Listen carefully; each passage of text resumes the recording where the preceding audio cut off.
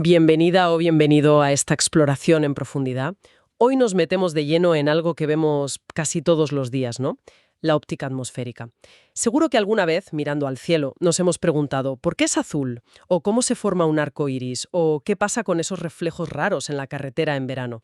Pues bueno, tenemos aquí un material bastante bueno, un extracto enciclopédico que la verdad cubre un montón de estos fenómenos. Así que la idea hoy es ir un poquito más allá de mirar y ya está. Queremos entender cómo interactúan la luz y nuestra atmósfera para crear todo esto, desde lo más normal, como el azul del cielo, hasta cosas que parecen casi magia, como los espejismos.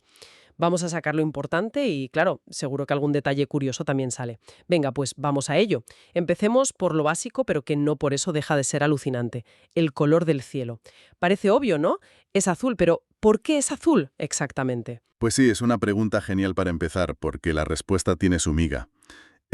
La clave es un fenómeno llamado dispersión de Rayleigh. A ver, imagina las moléculas del aire, ¿vale? Nitrógeno, oxígeno. Son diminutas, mucho más pequeñas que la longitud de onda de la luz visible. Y resulta que estas moléculas son mucho más eficientes dispersando la luz de onda corta, o sea, los azules y los violetas, que la luz de onda larga, los rojos y naranjas. Entonces, durante el día, la luz del sol llega y el componente azul se desvía en todas direcciones por esas moléculas de aire. Y esa luz azul dispersada es la que nos llega desde todo el cielo. No es que el cielo sea azul, es que el aire nos manda esa luz azul preferentemente. Entiendo. O sea, el aire actúa como una especie de filtro girante que desvía el azul por todas partes. Y eso explicará también por qué si miras justo arriba, al cenit, a veces el azul parece más intenso, ¿no? Exacto, porque la luz que viene directamente de arriba atraviesa menos cantidad de atmósfera para llegar a ti. Sufre menos dispersión en total, pero la que se dispersa hacia nosotros sigue siendo mayormente azul. En cambio, cerca del horizonte, la luz tiene que atravesar muchísimo más aire. Además, la propia luz azul que viene de lejos también se dispersa por el camino, y por eso el cielo en el horizonte se ve más pálido, más blanquecino. Ajá, claro. Y esto me lleva directamente a los atardeceres. Los rojos, los naranjas. Siempre me ha fascinado por qué a veces son tan espectaculares. Tiene que ser por esto, ¿verdad? Totalmente. Es, digamos, la otra cara de la moneda de la dispersión de Rayleigh. Al amanecer o al atardecer, la luz del sol que nos llega tiene que pasar por una capa de atmósfera muchísimo más gruesa, ¿vale?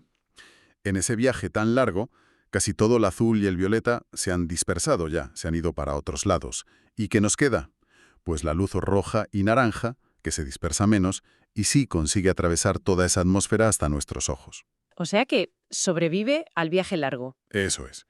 Y si además hay partículas en el aire, polvo, contaminación, humos, ceniza volcánica, pues todavía más. Estas partículas más grandes también ayudan a dispersar y pueden intensificar esos colores cálidos. De hecho, el texto menciona un ejemplo muy bueno, el polvo del Sahara.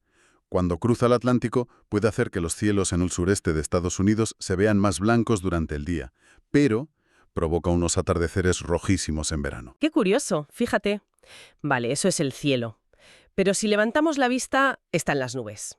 Blancas, grises, pero he oído que a veces pueden ser hasta verdes.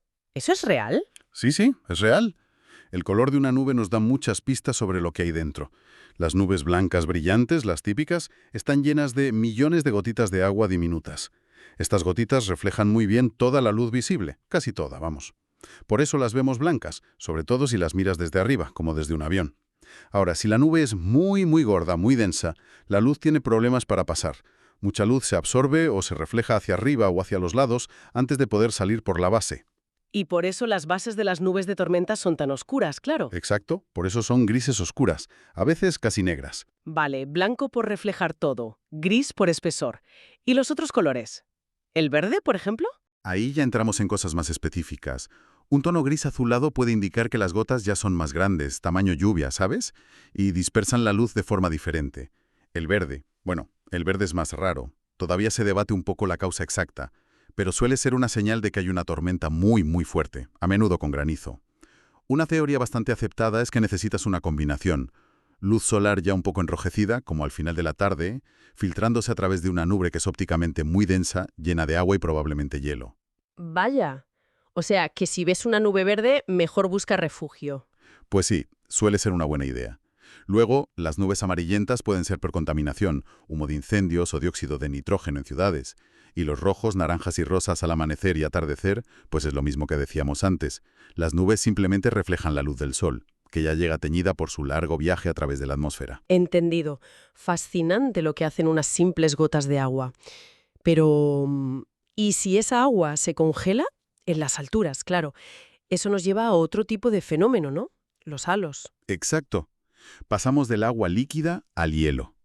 Los halos, esos círculos de luz que a veces rodean al Sol o a la Luna, son el resultado de la luz interactuando con cristalitos de hielo.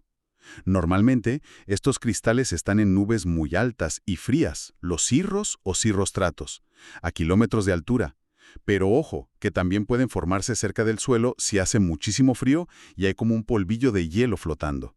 Se llama polvo de diamante. Polvo de diamante, qué nombre más bonito. ¿Y cómo funcionan esos cristales? ¿Como pequeños prismas? Justo. Esos cristales de hielo suelen tener forma hexagonal, como un lápiz o una plaquita. Actúan como millones de prismas y espejos diminutos. La luz entra, se refracta, se dobla y se para en colores, se refleja dentro y vuelve a salir refractada. El resultado más común es ese anillo a 22 grados del Sol o la Luna. Es el ángulo de desviación mínima para esos cristales hexagonales. 22 grados. Siempre. Es el más frecuente. A veces, si las condiciones son otras o los cristales tienen otra forma u orientación, puede aparecer otro halo más grande, a 46 grados, pero es mucho más raro. Y hay una cosa curiosa de la meteorología popular. Ver un halo a menudo se asocia con la llegada de un frente cálido y por tanto de lluvia o nieve en las próximas 24-48 horas. Anda, ¿y eso por qué? Porque esas nubes altas de hielo, los cirrostratos, que forman el halo, suelen ser la avanzadilla de un sistema frontal cálido. Así que bueno, no es una regla fija, pero tiene su base. Interesante. Y dentro de los halos, a veces, a los lados del Sol aparecen como dos manchas brillantes, ¿no? Los llaman falsos soles o... Parhelios, eso sí que los he visto alguna vez. Ah, los parhelios, o sundogs en inglés, son bastante comunes, sí, y muy llamativos. Son esos dos puntos luminosos, a veces con colorines, que aparecen a la izquierda y derecha del Sol, a la misma altura que él, y más o menos a esos 22 grados de distancia. ¿Y por qué justo ahí, a los lados? Pues se forman típicamente cuando la luz del Sol atraviesa cristales de hielo que son planos, como plaquitas hexagonales. Al caer despacio por el aire, tienden a ponerse horizontales, como hojas flotando. Y esta orientación horizontal hace que desvíen la luz precisamente hacia los lados, a esos 22 grados. ¡Qué curioso! Y el color que a veces se les ve. Sí, a menudo tienen un toque rojizo en la parte más cercana al Sol, y luego puede degradar a naranja, amarillo, a veces incluso un azul muy pálido hacia afuera. Es como un trocito de arco iris, pero más difuso. Es por la refracción, la separación de colores en los cristales. Y un detalle, su posición exacta varía un poco con la altura del Sol. Cuanto más alto está el Sol, un poquito más lejos de los 22 grados aparecen, pero siempre a la misma altura horizontal. Alucinante. Y pensar que esto mismo, con otros hielos, podría pasar en otros planetas. Pues sí, el texto sugiere que en Marte podríamos tener parhelios de hielo de agua y de dióxido de carbono, y en los gigantes gaseosos imagina parhelios hechos de cristales de amoníaco o metano. ¡Guau! ¡Qué pasada! Bueno, hemos visto el hielo. Volvamos al agua líquida y a su fenómeno estrella, el arco iris, el clásico entre los clásicos. Sin duda. El arco iris es quizás el fenómeno óptico atmosférico más conocido y admirado. Es el resultado de un proceso doble dentro de muchísimas gotas de lluvia esféricas. Primero, la luz del Sol entra en la gota, se refracta y al hacerlo se separa en colores. Es la dispersión, como pasa en un prisma.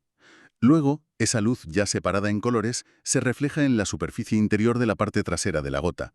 Y finalmente, vuelve a salir de la gota refractándose otra vez. O sea, refracción, reflexión, refracción. Exacto. Y para que lo veamos, la geometría es fundamental. Necesitamos tener el Sol a nuestra espalda y la lluvia delante. El arco iris siempre aparece en el lado del cielo opuesto al Sol. Y su forma y tamaño dependen de la altura del Sol, ¿no? A veces se ve entero, otras solo un cachito. Justo. Si el Sol está justo en el horizonte, podemos llegar a ver un semicírculo perfecto, con un radio angular de 42 grados. El rojo por fuera, a 42 grados, y el violeta por dentro, a unos 40 grados. A medida que el sol sube en el cielo, el arco iris baja. Y si el sol está a más de 42 grados sobre el horizonte, el arco iris queda por debajo del horizonte para un observador en el suelo, así que no lo vemos. Ah, por eso no se ven arcoíris al mediodía en verano. Eso es. Y a veces, si las condiciones son buenas, hay doble ración. Se puede ver un segundo arco iris por fuera del primero. El arcoíris secundario, que es más débil y con los colores al revés. ¿Verdad? Correcto. Ese se forma por una doble reflexión interna dentro de las gotas de lluvia. Por eso es más tenue, porque se pierde más luz en el proceso. Aparece a unos 50-54 grados del punto antisolar, y efectivamente tiene los colores invertidos, el rojo por dentro y el violeta por fuera. Y esa zona un poco más oscura que a veces se nota entre los dos arcos tiene este nombre, la banda oscura de Alexander. ¡Anda! ¿Y por qué es más oscura? Porque en esa región angular, entre los 42 grados del primario y los 50 grados del secundario, apenas llega luz reflejada por las gotas de lluvia siguiendo esas trayectorias específicas. Ah, y una cosa importante. Aunque siempre hablamos de 7 colores, rojo, naranja, amarillo, verde, azul, añil y violeta, esa división es un poco una convención que popularizó Newton. En realidad, el espectro de colores es continuo. Claro, como en un CB. Fascinante. Y relacionado con gotas también, pero menos común, está la gloria. El nombre ya promete. ¿Qué es exactamente? La gloria es otro fenómeno óptico muy bonito, pero bastante más difícil de ver desde el suelo. Son unos anillos de colores más pequeños que un arco iris que aparecen justo en el punto opuesto al Sol, lo que se llama el punto antisolar. Lo más característico es que suelen verse rodeando la sombra de la propia cabeza del observador cuando ésta se proyecta sobre una nube o un banco de niebla. ¿Alrededor de la sombra de mi cabeza? Sí, para verlo necesitas que esa nube o niebla esté formada por gotitas de agua de tamaño muy uniforme. La física exacta es compleja, se habla de retrodispersión. Es una combinación complicada de difracción, reflexión y refracción en la superficie de esas gotitas, que hace que la luz rebote hacia atrás, hacia la fuente de luz, el Sol, y por tanto hacia el observador que está alineado. El resultado son esos anillos concéntricos, con el rojo por fuera y el azul o violeta por dentro.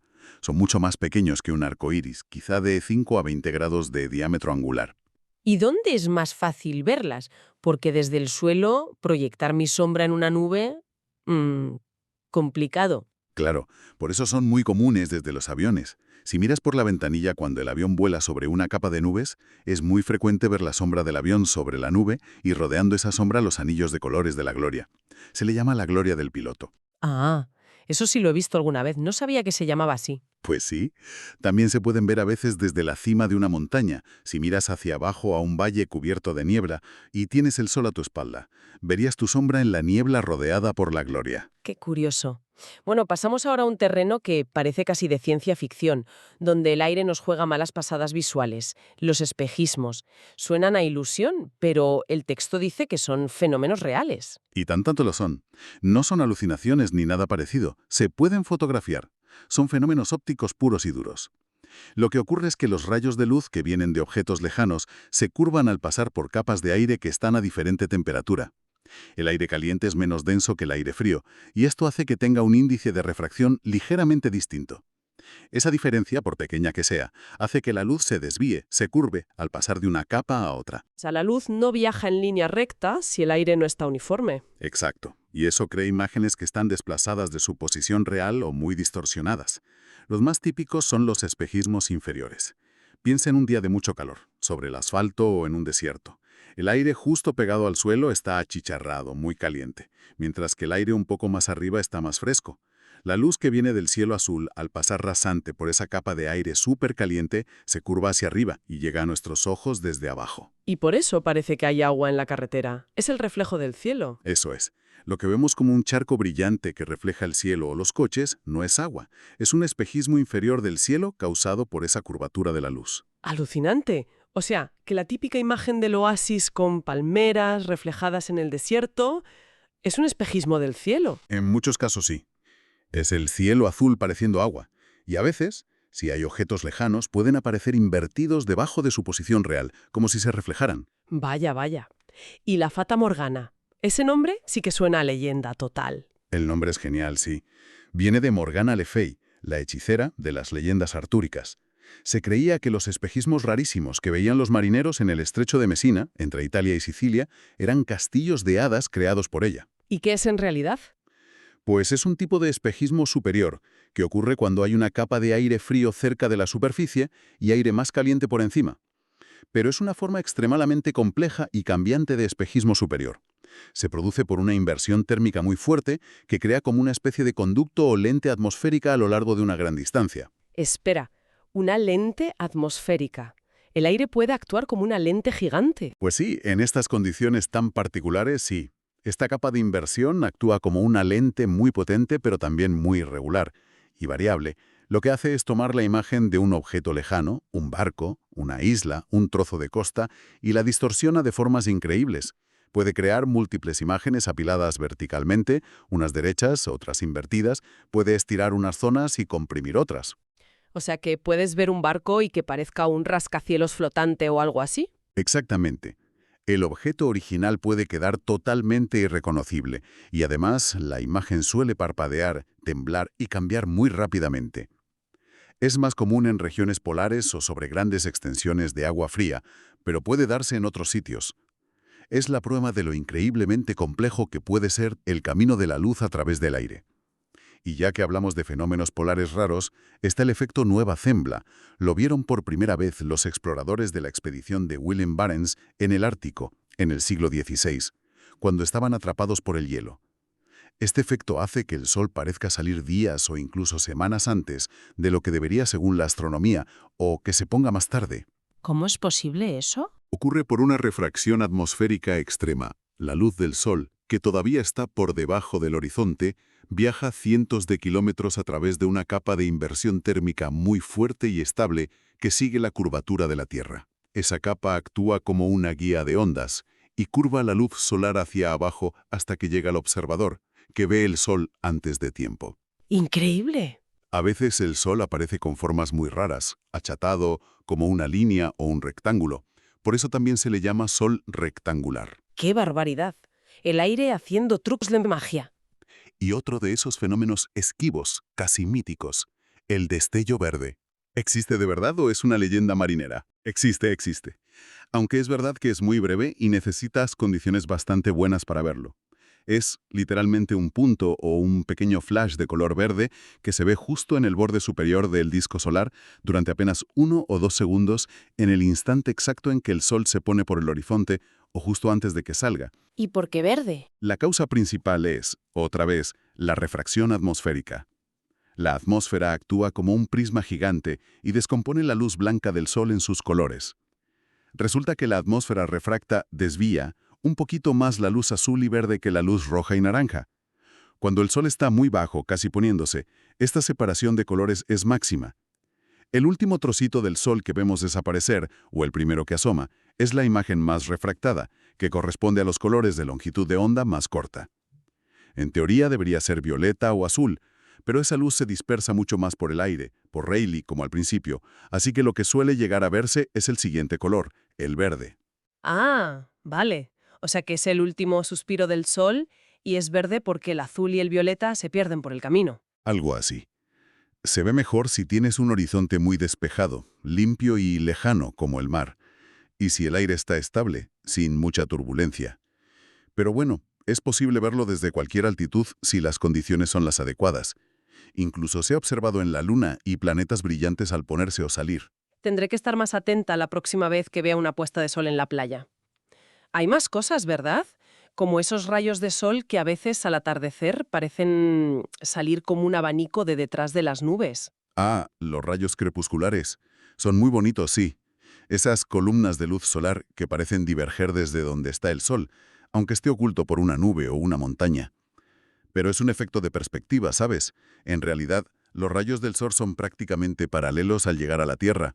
Lo que pasa es que nosotros los vemos desde un punto, y las líneas paralelas por perspectiva parecen converger o diverger de un punto lejano, como las vías del tren. Claro, como las vías. Se hacen visibles porque el polvo, las gotitas de agua o las moléculas del aire en esas columnas iluminadas dispersan la luz hacia nosotros, mientras que las zonas que están en la sombra de la nube o la montaña quedan oscuras.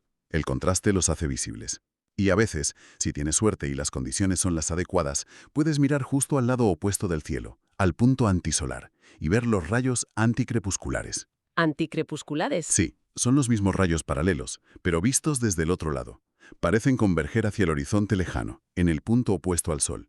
También pura perspectiva lineal. Qué curioso. Y una última cosa que menciona el material y que siempre me ha llamado la atención. En la ilusión lunar, eso de que la luna parece gigantesca cuando está cerca del horizonte y luego cuando sube parece encoger. ¿Es otro efecto óptico del aire? Muy buena pregunta. Porque es un tema interesante. Aunque se mencione en contextos de óptica atmosférica, la explicación más aceptada hoy en día, y fíjate que esto ya lo estudió un científico árabe Ibn al-Haytham en el siglo XI, es que no es un efecto óptico real de la atmósfera. Es una ilusión, psicológica o perceptual. ¿Cómo? ¿Que no es real? ¿Que es cosa de nuestro cerebro? Pues sí, eso parece. La Luna, medida con instrumentos, tiene exactamente el mismo tamaño angular esté donde esté en el cielo. No cambia. La teoría más extendida, la de la distancia aparente, dice que nuestro cerebro juzga el tamaño de los objetos en función de cómo percibimos su distancia. Cuando vemos la luna baja en el horizonte, tenemos un montón de referencias terrestres delante. Árboles, edificios, montañas. Claro, vemos cosas entre nosotros y la luna. La luna está muy, muy lejos. Y como sabe que está muy lejos, pero la ve con un cierto tamaño angular, la agranda en nuestra percepción para que cuadre. En cambio, cuando la luna está alta en el cielo, en el cénit, no hay referencias intermedias. El cielo parece una bóveda más cercana sobre nosotros. Como la percibimos más cerca, nuestro cerebro no necesita agrandarla tanto y la vemos más pequeña. Vaya.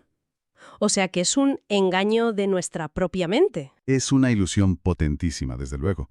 Y aunque esta es la explicación más aceptada, todavía no hay un consenso total al 100% sobre todos los factores que influyen. Es un tema clásico de la psicología de la percepción. Y bueno, ya por mencionar rápidamente, no hay que olvidar que toda esta capacidad de la atmósfera para desviar la luz, la refracción atmosférica en general, es súper importante para cosas prácticas. Afecta la posición aparente de las estrellas y los planetas en el cielo, haciéndolos parecer siempre un poquito más altos de lo que realmente están. Esto es crucial para la navegación astronómica y para la astronomía de precisión. Hay que corregirlo. Y también está la difracción atmosférica, que es la ligera curvatura de la luz cuando pasa cerca del borde de partículas pequeñas, como gotitas de nube. Esto contribuye a otros fenómenos como las coronas, esos anillos de colores pálidos que a veces se ven muy pegados al sol o a la luna cuando hay nubes finas delante. Madre mía, ha sido un viaje alucinante. Desde entender por fin por qué vemos el cielo azul, hasta desentrañar la magia de la Fata Morgana, pasando por la geometría tan precisa de los halos y los arcoíris o ese destello verde tan esquivo. Es increíble pararse a pensar en toda la física que está ocurriendo ahí arriba, sobre nuestras cabezas, simplemente con la luz del sol interactuando con el aire, el agua y el hielo. La verdad es que sí. Nos recuerda que la atmósfera no es solo aire transparente y ya está. Es un medio ópticamente súper activo y complejo. Es como un lienzo enorme y cambiante donde la física de la luz no para de pintar espectáculos, algunos cotidianos y otros extraordinarios. Entonces, ¿con qué nos quedamos de todo esto? Quizá con la idea de que la próxima vez que miremos al cielo, no solo veamos azul o nubes sin más. A lo mejor podemos buscar activamente si hay un parhelio al lado del Sol, o intentar fijarnos en la banda de Alexander si vemos un arco iris doble, o dedicar esos últimos segundos de la puesta de sol a ver si cazamos el destello verde. ¿Qué fenómeno nos picará más la curiosidad la próxima vez? Y una reflexión final, para seguir pensando.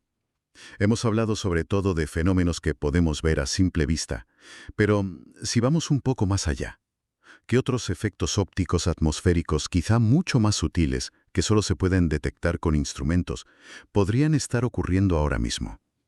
¿Y qué nos podrían estar diciendo esos efectos, quizás, sobre cómo está cambiando la composición química o física de nuestra atmósfera? O incluso, ¿qué nos enseñan sobre cómo son las atmósferas de otros planetas, que apenas empezamos a poder estudiar? La óptica atmosférica, vamos, que sigue teniendo mucho que contar.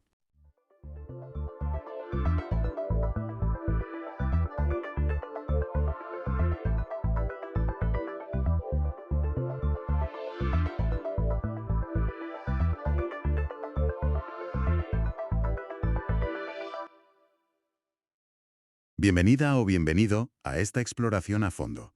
Hoy nos metemos de lleno en el Yangtze, la gran arteria fluvial de China, un río vital. Eso es. Vamos a usar una fuente enciclopédica bastante completa para entenderlo bien. Su geografía, su historia, su impacto económico, cultural y, bueno, los problemas ambientales también. Claro. Es que es un río que define China en gran medida. Exacto. La idea es esa, ir un poco más allá de lo típico, buscar esos detalles, esas conexiones que revelan lo complejo y lo vivo que está este gigante. Un viaje completo. Entonces, Sí, desde las fuentes, allá arriba en el Tíbet, heladas, hasta la desembocadura en el mar de China Oriental. Un recorrido enorme. pues venga, empecemos por lo básico, por la geografía. Lo primero, la escala. Es el más largo de China, de Asia, y el tercero del mundo. Ay, es nada. Unos 6.300 kilómetros, ¿no? Aunque depende un poco de dónde midas la fuente exacta. Sí, hay un pequeño baile de cifras.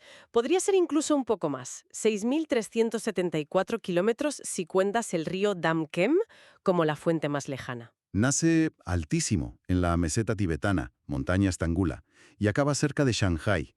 Pero lo que me deja loco es la cuenca. Es que es inmensa. Una quinta parte de China. Y da de comer, o bueno, sustenta, a casi un tercio de la población. Cuesta hacerse a la idea. Es una escala monumental, sí. Y fíjate lo de la fuente. Es curioso. A ver. La que se reconocía tradicionalmente, la del glaciar Geladandón, resulta que no es la más lejana hidrológicamente hablando. Ah, ¿no? No, se descubrió, bueno, a finales del siglo XX, que la fuente real está en la colina Hari, a más de 5.100 metros de altitud. Altísimo. Y desde ahí el río cae en picado. Piensa que en los primeros 2.600 kilómetros baja más de 5.200 metros. Es una caída. Menuda caída. Eso tiene que crear paisajes espectaculares. Pues claro, de ahí salen esos cañones profundísimos, las Tres Gargantas, por ejemplo, que son famosísimas. El río excavando las montañas Wuyang. Un paisaje de postal, vamos. Totalmente. Ha inspirado a muchísimos artistas durante siglos. Y hablando de inspiración, los nombres. Porque Yangtze me suena a nombre occidental. ¿Cómo lo llaman allí? Muy buena pregunta. A ver, en China, el nombre más común, el que se usa para casi todo el río, es Changjiang, Changyang. que significa literalmente río largo. Pues muy descriptivo. Sí, pero como pasa con todos los ríos grandes, tiene un montón de nombres locales según el tramo. Claro. Muy arriba, en zona tibetana, es el Tongtiang, el río que conduce al cielo. Poético, ¿eh? Sí, sí. Más abajo, pero aún en el curso alto, es el Jinsha, río de las arenas doradas.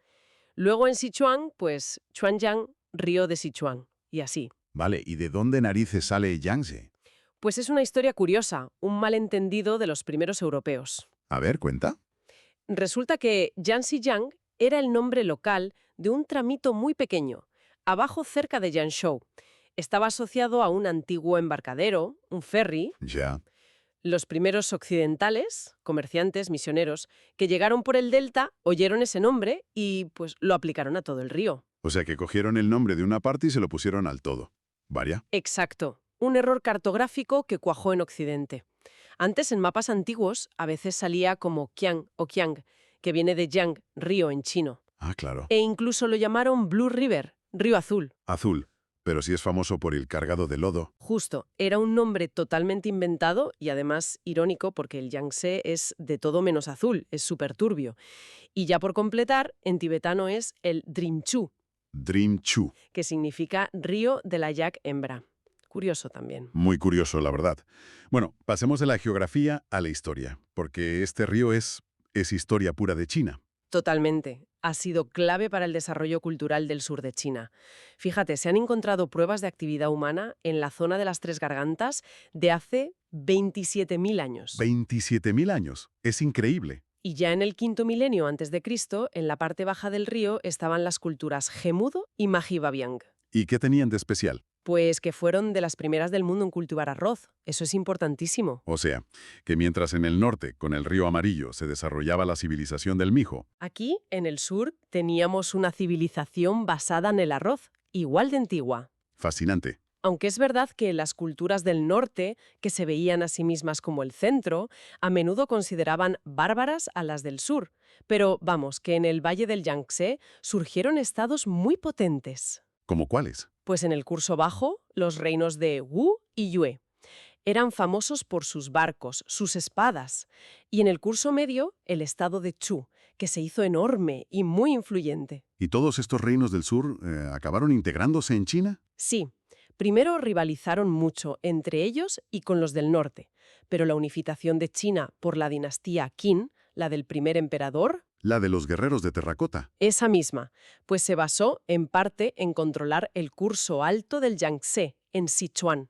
Era una base estratégica perfecta. Y desde entonces, la importancia económica de la región no paró de crecer. Claro, la agricultura que mencionabas. Exacto. Ya con la dinastía Han, hace unos 2000 años, la agricultura aquí era súper productiva. Tenían sistemas de riego muy avanzados, como el de Duqianjiang, que, ojo, todavía funciona. ¿En serio? ¿Después de 2000 años? Ahí sigue.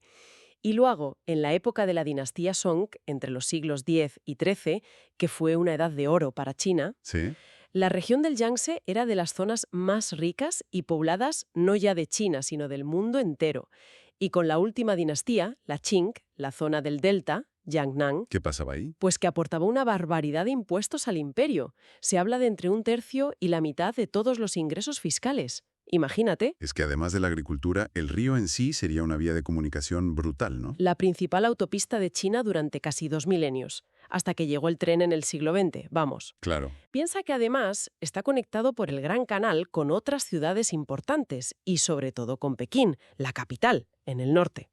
Era la columna vertebral para mover de todo: mercancías, tropas, gente, ideas. Y también una frontera. Se habla mucho de la división norte-sur en China. Sin duda, el río ha sido una barrera natural y un escenario de batallas clave. La famosa batalla de los acantilados rojos en el 208 DC, que marcó el fin de la dinastía Han, fue aquí. Una batalla legendaria. Y otras más tarde, como las batallas navales entre los Song del sur y los invasores Jin del norte en el siglo XII. La batalla de Kaixi, por ejemplo, fue decisiva gracias a la superioridad naval de los Song. Y no olvidemos que Nanjing, que está a orillas del Yangtze, fue capital de China varias veces. Muchísima historia. Vayamos a tiempos más recientes, siglos XIX y XX. Llega la tecnología occidental, los barcos de vapor. ¿Cómo cambió eso el río? Pues fue una revolución, pero con muchos desafíos. Navegar el curso alto entre Chang y Chungking por las Tres Gargantas era peligrosísimo. ¿Por qué? Corrientes muy fuertes, rápidos, remolinos. Antes del vapor se usaban ojuncos y los famosos trackers. Trackers. ¿Qué es eso? Eran cuadrillas de hombres, se ataban con cuerdas larguísimas a los barcos y los arrastraban desde la orilla, tirando, subiendo río arriba. Tirando de los barcos. Tiene que ser un trabajo... Durísimo y peligrosísimo. Hay fotos y relatos de la época que ponen los pelos de punta, de verdad. Me lo imagino.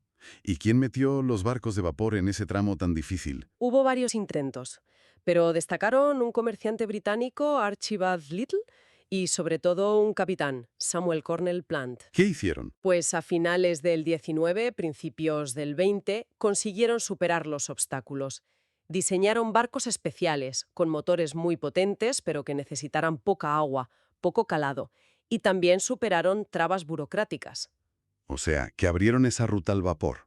Sí, Plant en concreto fue clave. No solo pilotó los primeros barcos con éxito, sino que hizo mapas detallados del río, puso señales, formó a pilotos chinos, escribió manuales.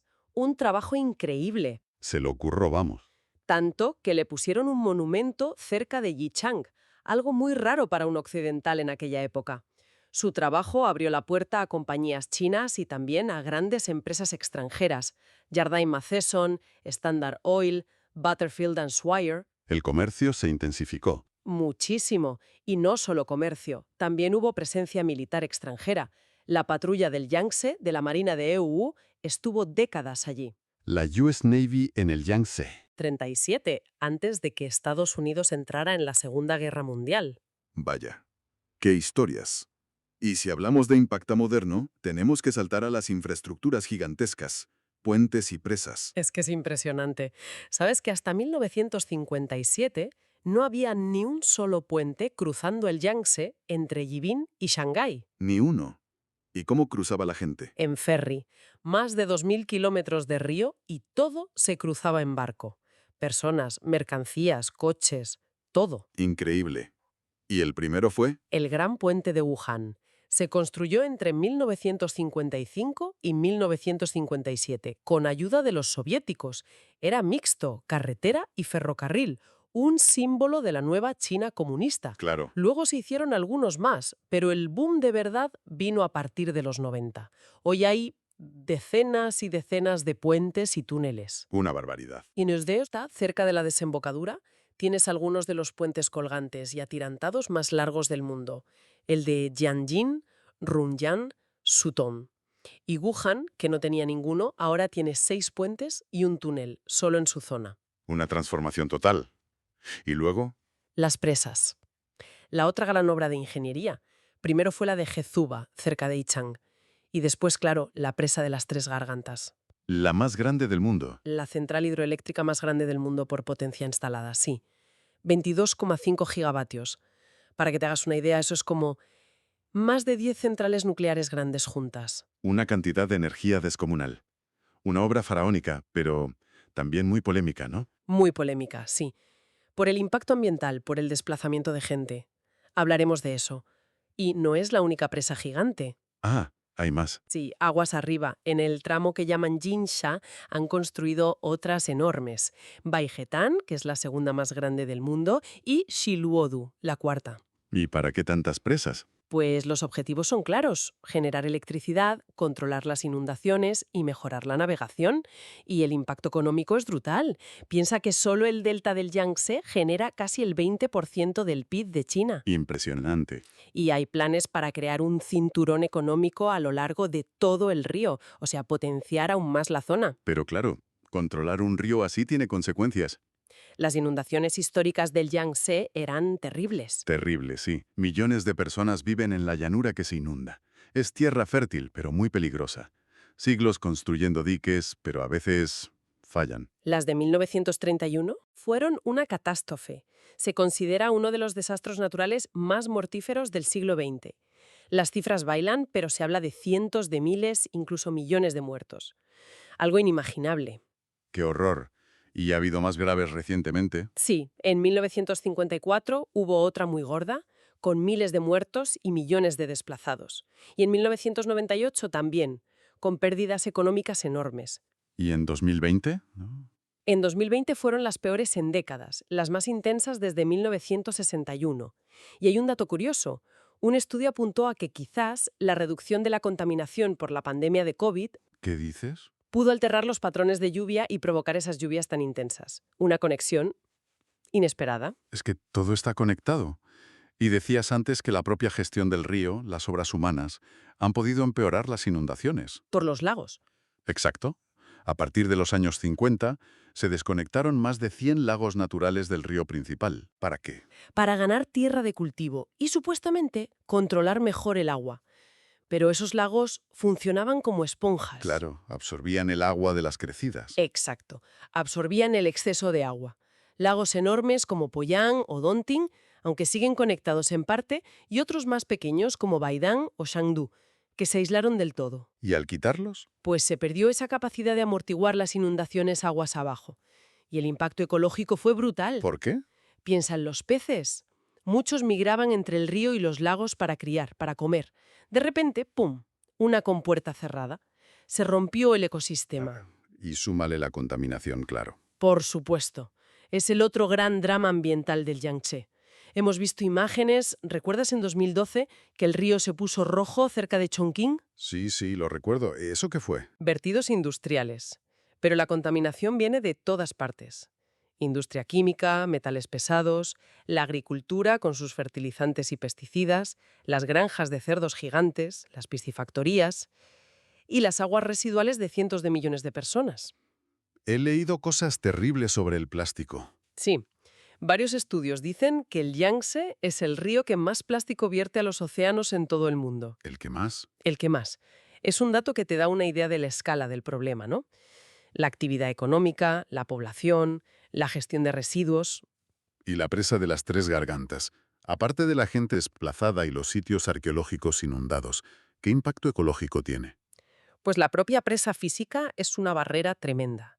Para muchos peces que necesitan subir río arriba para desovar, como los esturiones, es infranqueable. Los deja aislados. Exacto. Y ha cambiado todo. El flujo de sedimentos, la temperatura del agua, todo el ecosistema aguas abajo está alterado. Suena bastante mal todo, la verdad. Pero, ¿se está intentando arreglar algo? ¿Hay esfuerzos de conservación? Sí, afortunadamente sí. Hay cada vez más conciencia. Por ejemplo, desde hace unos años empezaron a reconectar algunos de esos lagos que habían aislado. ¿Ah, sí? ¿Y funciona? Parece que sí. En lagos como Zhangdu, Honghu, Baidán han abierto compuertas o quitado barreras. Y se ha visto que mejora la calidad del agua, que vuelven algunos peces migratorios. Anda. E incluso los agricultores locales se han beneficiado, volviendo a pesquerías más sostenibles. A veces, devolverle un poco de espacio al río funciona. Eso da un poco de esperanza. Algo más. Sí, en 2020 aprobaron una ley muy importante, específica para proteger el Yangtze. ¿Qué dice esa ley? Pues impone límites a la industria química cerca del río, obliga a reubicar fábricas contaminantes y, muy importante, prohíbe la pesca comercial en casi todo el río y sus afluentes durante 10 años, 10 años sin pesca. para intentar que las poblaciones de peces se recuperen. También limita la extracción de arena del fondo, que destroza el hábitat, y protege más zonas clave, como las fuentes en el Tíbet o la zona de los 3 ríos paralelos en Yunnan, que es patrimonio de la humanidad. Hablemos de esa biodiversidad. Porque a pesar de todo, el Yangtze sigue siendo un punto caliente de vida, ¿verdad? Lo es. O lo era, y todavía guarda mucho, aunque esté muy amenazado.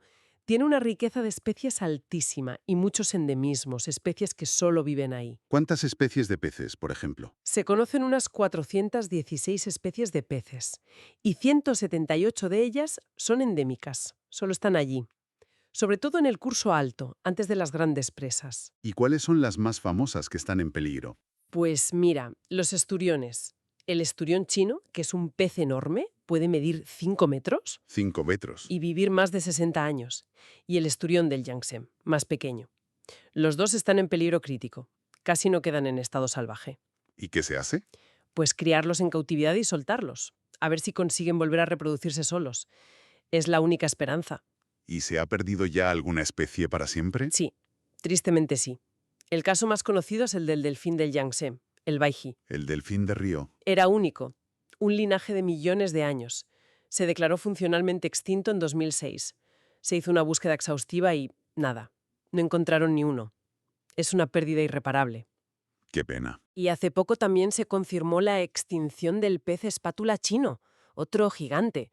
Podía medir 7 metros. Parece que la presa de Jezuba, en los 80, le cortó la ruta de migración y fue la puntilla. Es terrible pensar que hemos perdido animales así en nuestra época. ¿Y qué amenaza a los peces que quedan? Pues es una mezcla de todo. La sobrepesca, brutal. Piensa que 2/3 de toda la pesca de agua dulce de China sale de la cuenca del Yangtze. Muchísima presión. Enorme. Luego, la destrucción del hábitat, las presas, el dragado del río para los barcos, la contaminación y las especies invasoras que compiten con las de allí. La prohibición de pesca de 10 años es un intento a la desesperada, pero hay que hacer más cosas. Y, aparte de peces, ¿hay otros animales acuáticos amenazados? Uf, sí. La lista es larga. La marsopa sin aleta, que es el único cetáceo que queda en el río, está fatal. Quedaban unos 1000 en 2010. Poquísimos. El alligator chino, que es primo hermano del americano, pero vive aquí, está en peligro crítico, arrinconado en una zona muy pequeña. La tortuga de caparazón blando gigante del Yangtze, rarísima, casi extinta, y la salamandra gigante china. La salamandra gigante, casi 2 metros de anfibio. Exacto, también en peligro crítico. La cazan porque dicen que es un manjar y le destruyen los arroyos donde vive. Es una crisis de biodiversidad en toda regla. Aunque supongo que no todo irá a peor.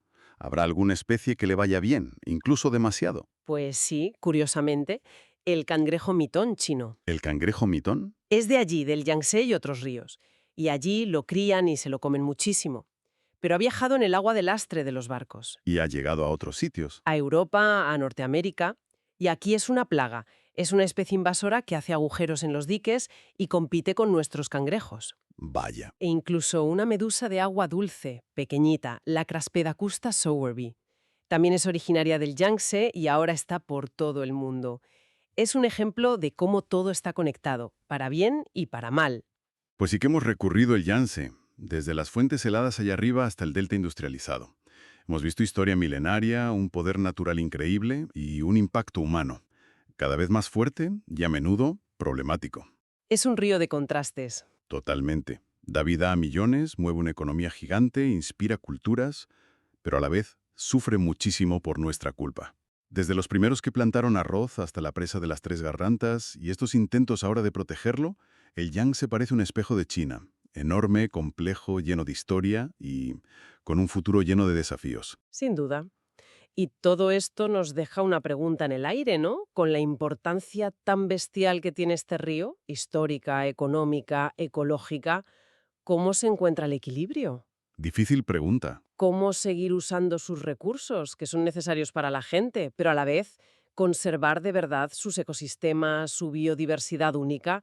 Es que es urgente. Y no es solo un problema de China. Claro, es un desafío para China, pero nos afecta a todos. Lo que pasa en el Yangtze tiene repercusiones globales. Encontrar ese camino sostenible, bueno, es una tarea crítica y complicadísima para todos nosotros, para las generaciones que vienen y que seguirán dependiendo de este río. Extraordinario.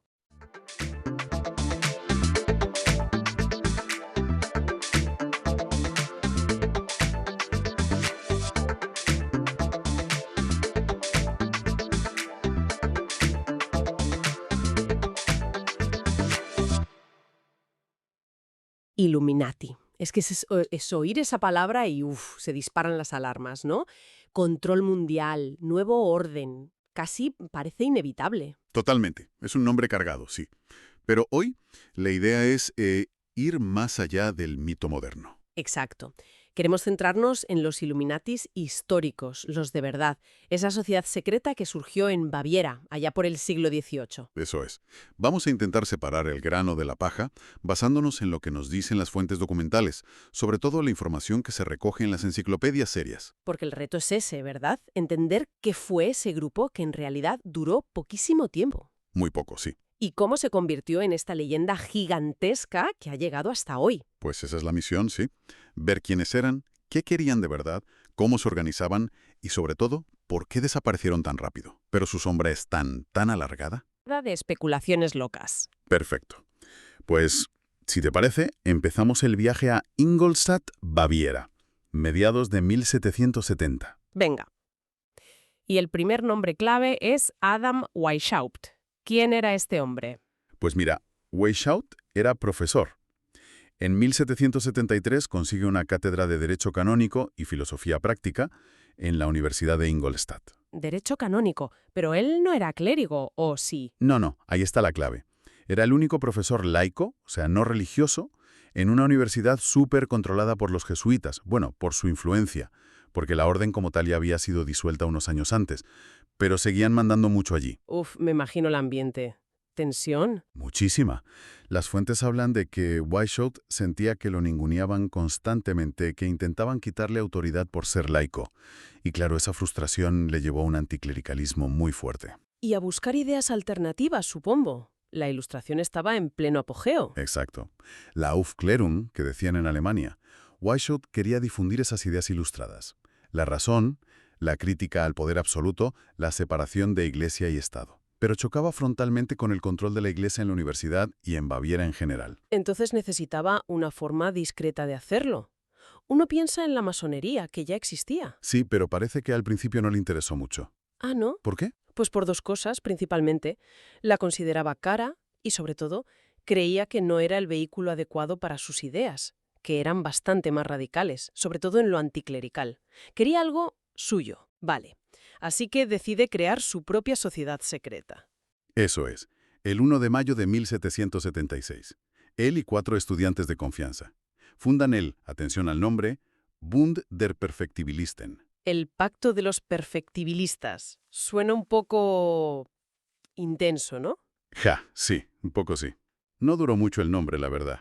Sonaba raro hasta para ellos. Me lo imagino.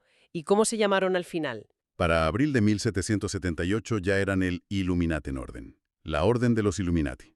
Mucho más sonoro. Y adoptaron símbolos y alias, ¿no? Como en las películas. Pues sí. El símbolo era el búho de Minerva, el de la sabiduría, claro, y los alias eran para protegerse. Weishaupt era Spartacus, los estudiantes, pues Ajax, Agatón, Tiberius, Erasmus Roteradamus. Aunque parece que a Erasmus, un tal Sutor, lo echaron pronto. Sí, por indolente, dicen los papeles. Vamos, que no daba palo al agua, supongo. Ja, vale. ¿Y cómo empezaron a crecer? ¿Quién reclutaba? Al principio, gran parte del trabajo recayó en uno de los estudiantes Franz Saber von Massenhausen, alias. Era muy activo, sobre todo en Múnich. En la capital. Sí, y allí consiguió reclutar a alguien importante, Xavier von Zwack. Era un antiguo alumno de Weishaupt que empezaba a hacer carrera en la administración bávara. Pero Massenhausen, Ajax, parece que dio algunos problemas, ¿no? Sí, era un poco impulsivo. Proponía gente que no encajaba, generaba roces, incluso hubo líos con dinero de la orden. Sospechas de que se quedó con algo. Al final, se fue de Baviera y perdió el interés. Un poco desastre, sí. Vaya. Entonces, Zwack tomó las riendas en Múnich. Sí, y con otro enfoque. Zwack era más práctico, buscaba gente más madura, con más influencia.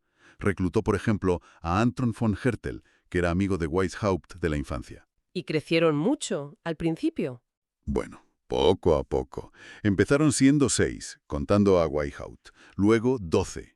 Para finales del verano de 1778 eran unos 27. No muchos, pero ya organizados en 5 comandos con nombres secretos, claro. Múnich era Atenas, Ingolstadt era Eleusis. Ese tipo de cosas. ¿Y la estructura interna? Era muy complicada. Al principio no demasiado.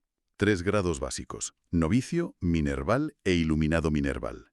¿Rituales complejos y todo eso? Solo para el grado minerval, parece.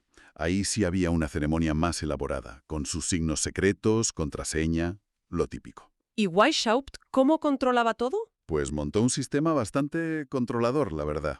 Los miembros se tenían que espiar unos a otros, informar sobre la conducta y los progresos de los demás a sus superiores, y todo llegaba a Weishaupt, claro. Uf, qué agobio. Sí, sí.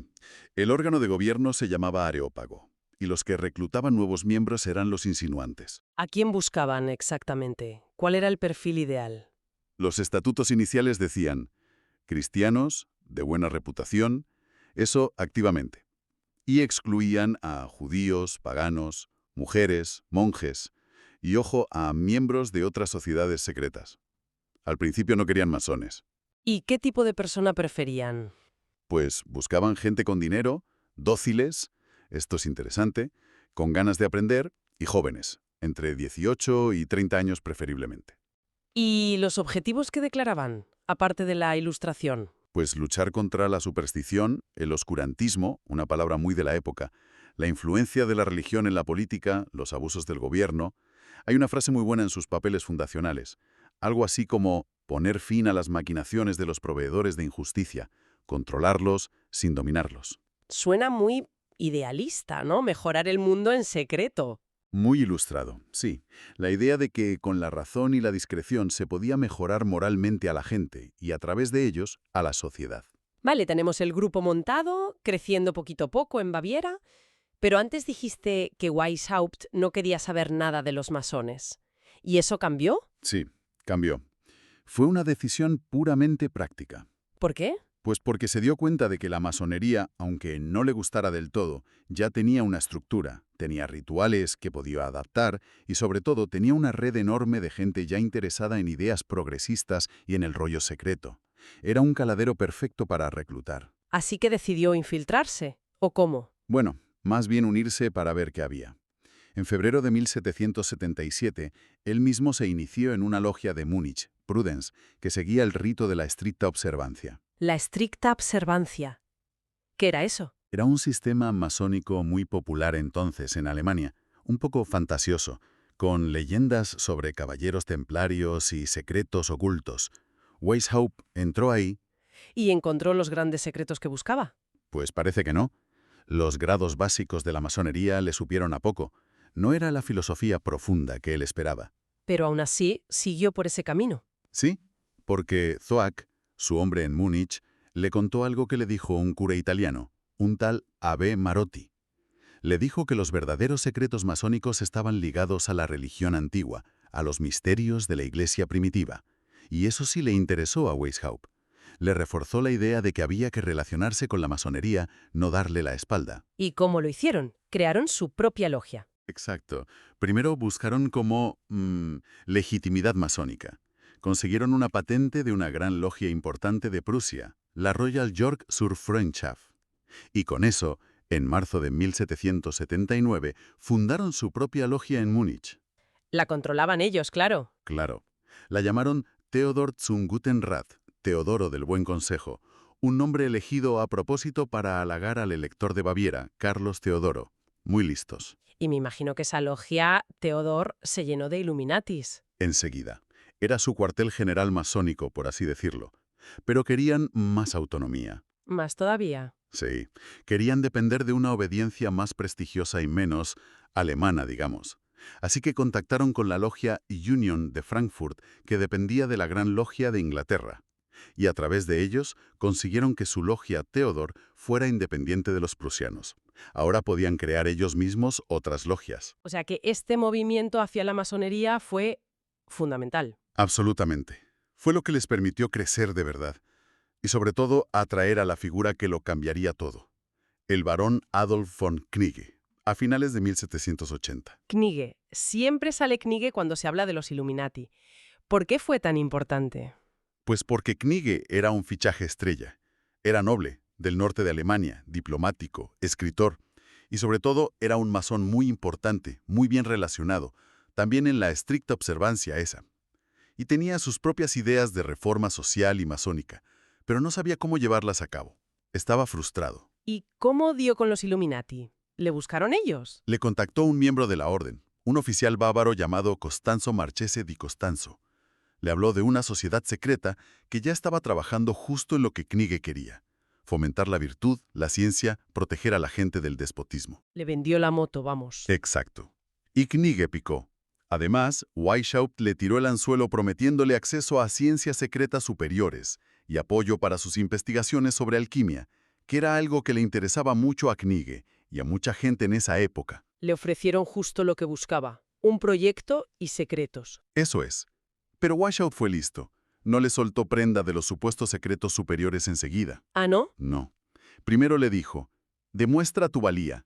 Recluta tú mismo entre tus contactos masones. Una prueba de lealtad, ¿no? Y de capacidad. Y Knigge lo hizo. Tuvo mucho éxito. Atrajo a masones importantes al grado básico, el Minerval. Pero claro, él mismo se estaba impacientando. Le habían prometido maravillas y ni él accedía a ellas ni podía contar nada a los que reclutaba. La situación era tensa. Y ahí es cuando Weishaupt tiene que confesar, ¿no? El gran secreto. Que no había secreto. Tal cual. Knigge ya amenazaba con irse y llevarse a toda su gente, así que Weishaupt, en enero de 1781, no tuvo más remedio que decirle la verdad, que lo de los superiores desconocidos, lo de que la orden era antiquísima, era todo inventado. ¿Mentira? Una invención para atraer gente, sí, y que los grados superiores, los grandes secretos, simplemente no existían. No estaban ni escritos. ¡Qué fuerte! Yo me habría ido dando un portazo. ¿Y Knigge? Pues, sorprendentemente, reaccionó con calma. Era un tipo pragmático. Vio la oportunidad. ¿Oportunidad? Sí. Weishaupt lo necesitaba desesperadamente. Necesitaba su capacidad de organización, sus contactos. Así que le dijo: vale, no existen. Pues, invéntatelos tú. Le dio carta blanca para diseñar y escribir todos los grados superiores que faltaban. O sea que Knigge pasó de recluta a arquitecto jefe de la orden. Exactamente.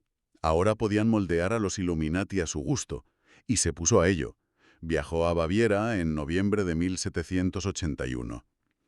No solo a escribir rituales, sino también a intentar poner paz, porque ya había muchas tensiones internas. El Areópago, el Consejo de Gobierno, se quejaba de que Weishaupt era un dictador. ¿Y qué problemas vio Knigge cuando llegó allí, al núcleo? Pues vio dos cosas claras. Una, que en algunos sitios los líderes eran muy jóvenes, inexpertos, claro, eran los estudiantes del principio. Y dos, que el rollo tan antirreligioso de Weishaupt era un problema para reclutar a masones importantes, sobre todo en el norte de Alemania, que eran protestantes y más moderados. Vale, ¿y qué hizo con esa carta blanca que le dio Weishaupt? Pues diseñar un sistema de grados nuevo, mucho más complejo y, muy importante, muy parecido a la estructura masónica para que fuera fácil atraer masones. Lo propuso en enero de 1782. ¿Cómo era ese sistema? Tenía como 3 niveles. Clase A, el vivero, con los grados iniciales. Novicio, minerval, illuminatus menor. Clase B, los grados masónicos. Aquí metió los 3 grados básicos de la masonería. Aprendiz, compañero, maestro. Y los conectó con otros grados de inspiración escocesa, que estaban de moda. ¿Y la clase 3? Los secretos máximos. Esos eran los misterios. Había misterios menores, sacerdote y príncipe, y misterios mayores, mago y rey. Aunque estos últimos, los de mago y rey, es muy probable que nunca llegaran a escribirse del todo, o al menos a practicarse. Vaya currada se pegó Knigge. Desde luego. Y la estructura funcionó. Cambió la estrategia de expansión. ¿Cómo? Pues su idea era, en vez de ir uno a uno, vamos a por los jefes de las logias masónicas que ya existen. Reclutamos al venerable maestro, a los vigilantes, y una vez que los tenemos dentro, convencemos a toda la logia para que se una al sistema Illuminati. Muy hábil. Y funcionó. Funcionó de maravilla. Hay casos documentados, como una logia en Aquisgrán, La Constancia, que se pasó en bloque. Y claro, el resultado fue un crecimiento rapidísimo entre 1781 y 1783, sobre todo en el centro y sur de Alemania, y también en Austria. Para la primavera de 1782 calculan que ya eran unos 300 miembros. Y ya no eran solo estudiantes. ¿Qué va? La mayoría ya eran profesionales, funcionarios, otros masones con experiencia. El perfil había cambiado totalmente. Has mencionado antes la estricta observancia, ese rito masónico. ¿Qué pasó con ellos? Pues mira qué casualidad. Justo en el verano de 1782 celebraron su última gran reunión, el convento de Wilhelmsbad. Estaban en crisis total. Nadie se creía ya sus historias de templarios. ¿Y los Illuminati fueron allí? Fueron, sí. No Weishaupt, pero sí un representante, Ferdinand von Dittfurth, con Knigge moviendo los hilos por detrás. Y se presentaron como la alternativa, como diciendo, dejad de buscar secretos templarios absurdos. Nosotros tenemos la razón, la estructura, el futuro. Y coló. En parte sí. El convento básicamente disolvió la estricta observancia tal como era, y eso dejó a muchos masones importantes descolocados, buscando algo nuevo. Y los Illuminati estaban ahí listos para pescar en río revuelto. Reclutaron a gente importante entonces. A muchísima. Por ejemplo, a Johann Bode, que era un escritor masónico súper influyente. Y consiguieron la simpatía o incluso la afiliación de nobles muy poderosos como Carlos de Hesse-Kassel o Fernando de Brunswick, que era una figura clave en la masonería alemana. O sea que casi consiguen controlar toda la masonería alemana. Lo intentaron. Quisieron crear una federación de logias alemanas bajo su control. Pero ahí se pasaron de listos. Fueron demasiado agresivos criticando otras ramas masónicas y generaron rechazo. ¿Y qué pasó? Pues que otras logias, sobre todo de Frankfurt, montaron su propia federación, la Alianza Ecléctica. Los Illuminati se unieron para intentar controlarla desde dentro, pero no lo consiguieron. Fue un pequeño fracaso estratégico. Pero aunque no consiguieran dominar toda la masonería organizada, seguían creciendo individualmente, ¿no? Sin parar, sobre todo en Baviera. Allí la cosa estaba calientita. ¿Por qué? Porque el elector, Carlos Teodoro, había empezado con algunas reformas liberales, pero luego dio marcha atrás, y eso creó mucho descontento. Además, la Iglesia tenía muchísimo poder. Era el caldo de cultivo perfecto para una sociedad secreta crítica como los Illuminati. ¿Y de cuánta gente estamos hablando en su momento de máximo apogeo? A ver, las cifras exactas son complicadas, pero los historiadores que han mirado los documentos identifican de forma fiable unos 650 miembros a finales de 1784. Solo 650. Weishaupt luego dijo que eran miles, ¿no? Sí, Weishaupt hablaba de 2.500, pero seguramente contaba a todos los miembros de las logias masónicas que estaban afiliadas, no solo a los que habían pasado por los grados Illuminati propiamente dichos. Estaba inflando un poco las cifras, vamos. Pero aunque fueran solo 650, la clave era quiénes eran esos miembros, ¿no? Ahí está. La calidad era impresionante. Consiguieron atraer a gente de muchísimo nivel. ¿Cómo quién? Pues mira, se habla de Gode y Herder, los grandes escritores, aunque no está claro hasta qué punto se implicaron de verdad. Pero sí está confirmado que entraron nobles muy influyentes, como el duque Ernesto II de Sajonia-Gotha-Altenburgo, que fue quien luego protegió a Weishaupt, o el duque Fernando de Brunswick, que ya hemos mencionado. ¿Y fuera de Alemania? ¿También? En Viena, por ejemplo, entraron figuras importantes de la corte del emperador José II, como el conde Colowrat o el barón Van Swieten, que era famoso por ser el mecenas de Mozart. O sea, que tenían gente metida en sitios clave. Universidades, administraciones, cortes. Exacto. Eso les daba una influencia real, o al menos una percepción de influencia muy grande. Aunque no todo el mundo se dejó convencer, ¿verdad? Hubo gente importante que les dijo que no. Claro. Por ejemplo, un teólogo y fisiognomista suizo muy famoso, Lavater, los rechazó. No le gustaba el secretismo, no se fiaba de sus fines últimos. ¿Alguien más? Sí, otro caso interesante es el de Christoph Friedrich Nicolai, un editor muy importante de Berlín. Se unió, pero se salió pronto, muy desilusionado. Decía que sus métodos eran peligrosos. Con tanto crecimiento y tanta gente importante metida, era normal que empezaran los problemas serios, ¿no? ¿Los enemigos? Inevitable. Y el enemigo principal, el gran rival, fueron los Rosacruces. Otra sociedad secreta. Sí, muy influyente también en esa época, sobre todo en Prusia. Pero eran la antítesis ideológica de los Illuminati. ¿En qué se diferenciaban tanto? Pues en todo, casi. Los Rosacruces eran promonarquía, defendían la religión tradicional, les iba del rollo místico, la alquimia. Los Illuminati eran racionalistas, críticos con el poder absoluto, aunque no todos fueran republicanos, y sobre todo muy anticlericales. Chocaban frontalmente. Y supongo que los Rosacruces vieron a los Illuminati como una amenaza. Como una amenaza mortal. Especialmente un grupo muy poderoso de Rosacruces, en Prusia, liderado por un tal Weilmar, que luego llegó a ser ministro. Estos lanzaron una campaña brutal contra los Illuminati. ¿Acusándoles de qué? Pues de todo lo peor para la época, de ser ateos, de querer destruir la religión, de querer derrocar a los reyes, de ser revolucionarios. ¿Y esas acusaciones funcionaron? Calaron hondo, sí. Hubo denuncias en Austria, y lo peor fue que tuvieron ayuda desde dentro de los Illuminati. ¿Una traición? Sí. Un miembro del Areópago, Joseph Utzschneider, a veces se dice que fue Bader, pero parece que fue Utzschneider, que estaba descontento, se pasó al bando Rosacruz, y les contó secretos, cómo funcionaban, quiénes eran miembros importantes. Un golpe muy duro. O sea, problemas fuera y problemas dentro. Porque las tensiones internas también crecían, ¿no? Muchísimo. Ya no era solo el Areópago contra Weishaupt.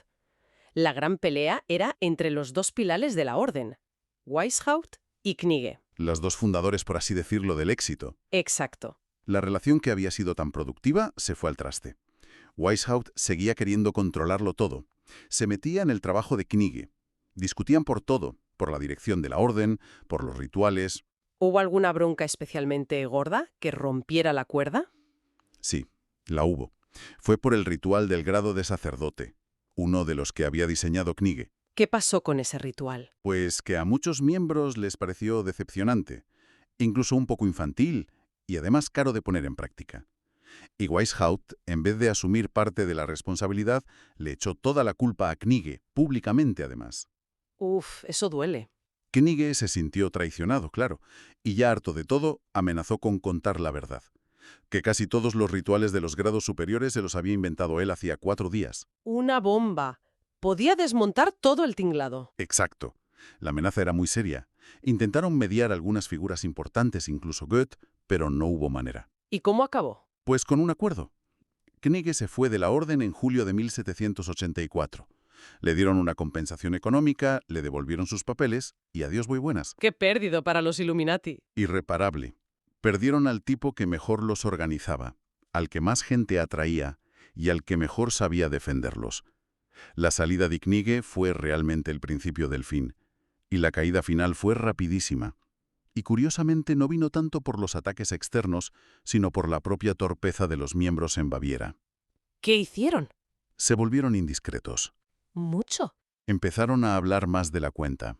Algunos presumían de la influencia que tenían, criticaban al gobierno del elector, a la Iglesia, ya sin tanto disimulo. El secreto se fue perdiendo. Empezaron a saberse nombres. Exacto. Empezaron a circular listas, más o menos fiables, de quiénes eran miembros.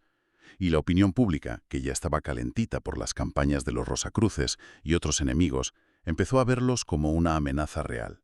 Se sospechaba que estaban infiltrados en el gobierno, ¿no? Sí, en la administración, en los tribunales, en la universidad. Se les echaba la culpa de cualquier panfleto anónimo que criticara a la Iglesia o al Estado, que los hubo y causaron mucho revuelo. ¿Y era verdad que tenían tanto poder? ¿O era exageración? Probablemente había algo de exageración por parte de sus enemigos, pero también había una base real.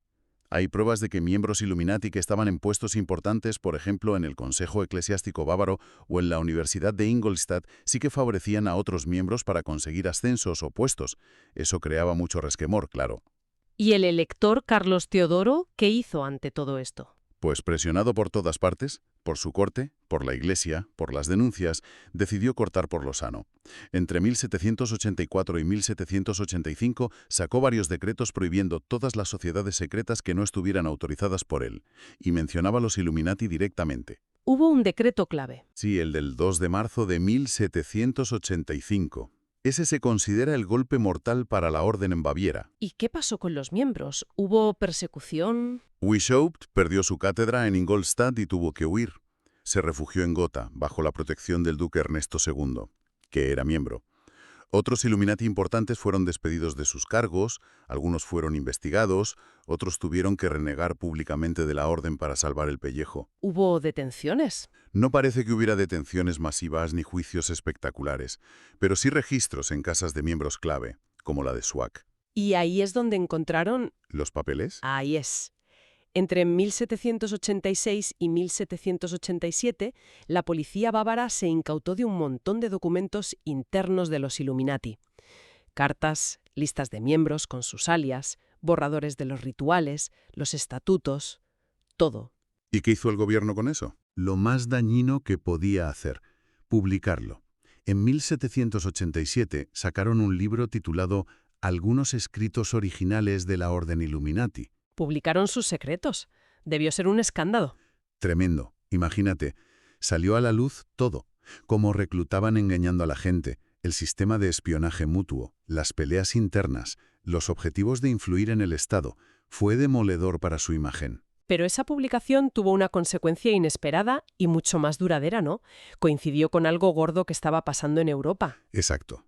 La publicación de los secretos Illuminati coincidió casi en el tiempo con el estallido de la Revolución Francesa en 1789.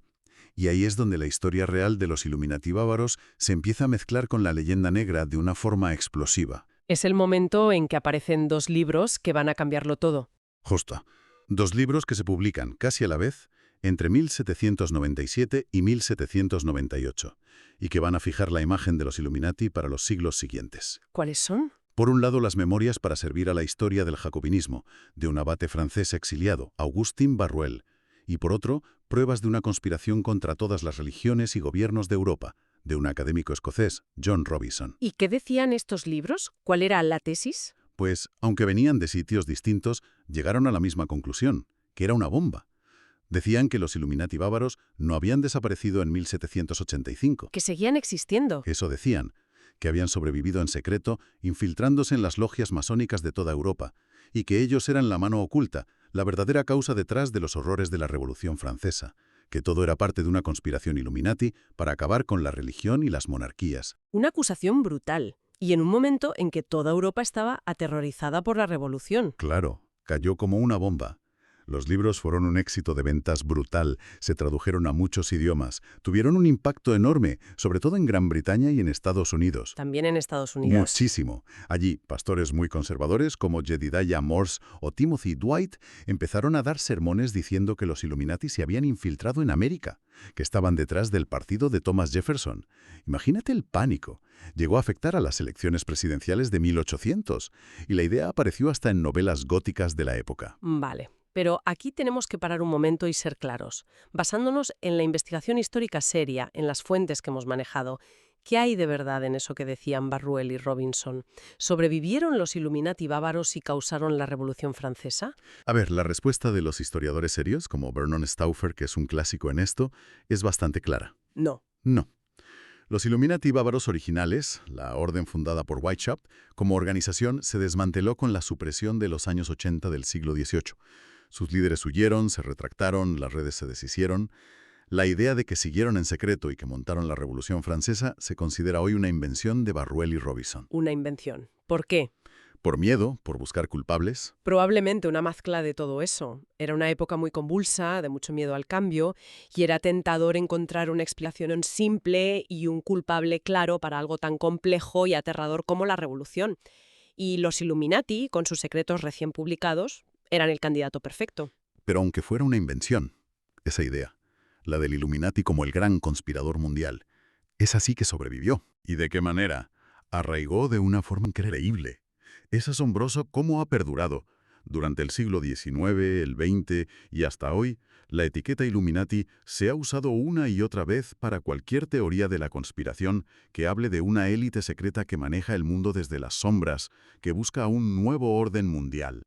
Se les echa la culpa de todo, ¿no? La Revolución Rusa, las guerras mundiales, el asesinato de Kennedy, el 11S. Siempre hay alguien que dice, fueron los Illuminati. Exacto.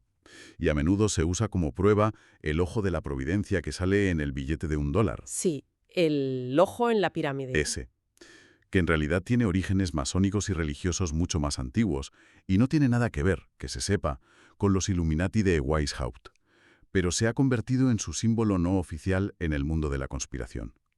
La historia real del grupito bávaro ha quedado totalmente enterrada bajo toneladas de mito. ¿Y hoy en día hay grupos que se llamen Illuminati? Sí, sí los hay.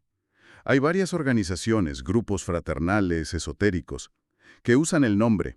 Algunos incluso dicen que son los herederos directos de Weishaupt. ¿Y lo son?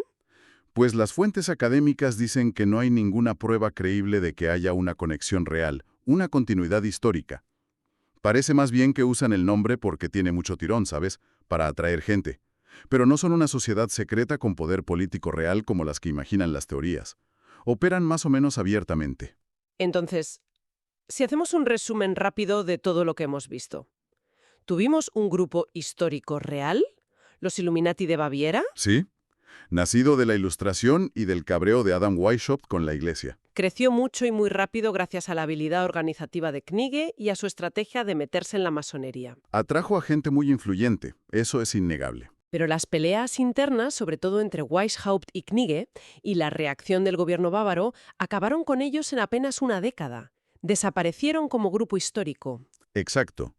Y casi al día siguiente, autores como Barruel y Robison cogieron su nombre, retorcieron su historia y crearon el monstruo, el arquetipo de la conspiración mundial moderna.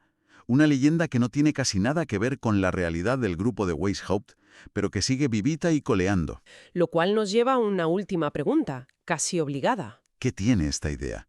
¿Por qué nos fascina tanto la posibilidad de que exista una élite secreta, llámese Illuminati o como sea, moviendo los hilos del mundo? ¿Por qué esa idea es tan pegajosa, tan persistente, siglos después de que el grupo original desapareciera? ¿Qué dice eso de nosotros? De nuestra necesidad de encontrar explicaciones simples a cosas complejas, de nuestra desconfianza hacia el poder, o quizás del atractivo que siempre tiene lo oculto, lo secreto. Ahí lo dejamos, para darle vueltas.